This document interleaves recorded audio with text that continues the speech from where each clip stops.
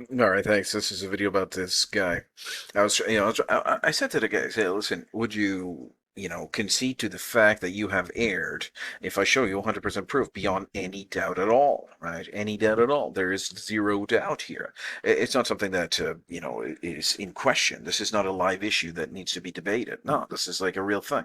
All right, so comfort over truth. Many cling to comforting lies because the truth would demand change. In their thinking, in their morality, or even in their lifestyle. It feels safer to defend the lie and rather to face the consequences of being wrong. What are the consequences? And what are the consequences that you have to literally change everything, right? So it took me a while. I have to say, it took me a long time to accept the fact that these birth control pills don't actually prevent pregnancy, right? That they don't actually prevent the conception.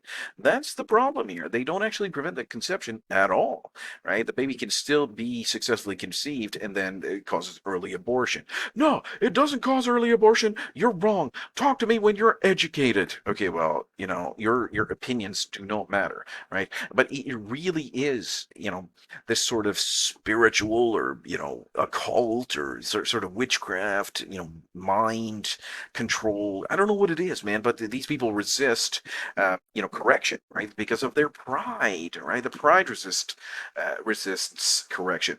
Admitting error requires humility. Right. I'm a humble guy, right? If anybody would say, "Hey, listen, John Michael here, you're absolutely wrong," I'll be like, "What? I'm wrong. Please correct me." That's the number one thing. I will stop at nothing to accept correction, nothing at all.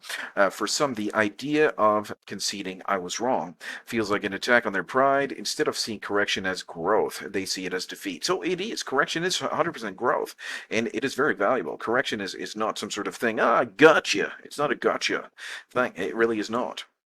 It's growth, intellectual and moral growth, right? So redefining terms to protect lives. What with birth control, the deception rests in redefining pregnancy to mean implantation instead of fertilization.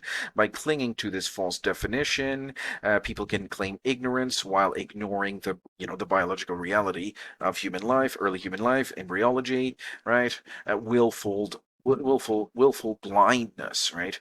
Even when presented with 100% proof, some refuse to acknowledge it, to see it, to concede to the fact that they have erred. Right?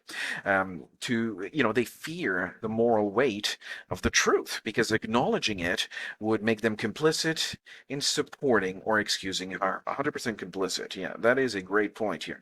You're complicit, right? You're accepting this, but if you accept that, hey, man, this birth control pill do not, causes early abortion. This is a serious problem, right? Truth seekers welcome, correction. My greatest wish is to have the truth laid bare. Even if it shows I'm wrong. If anybody can say that I'm wrong, please contact me immediately. I'll be like, thank you so much for correction. This correction, correcting me, right? Thank you so much for correcting me because I know that only truth sets us free. A lie, no matter how comforting, keeps people in bondage. Sorry, keeps people in bondage. Absolutely, bondage to the lie.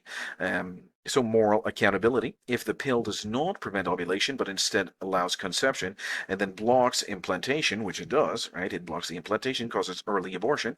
The stakes are clear. Lives are being lost, right? Lives are being lost, 100%.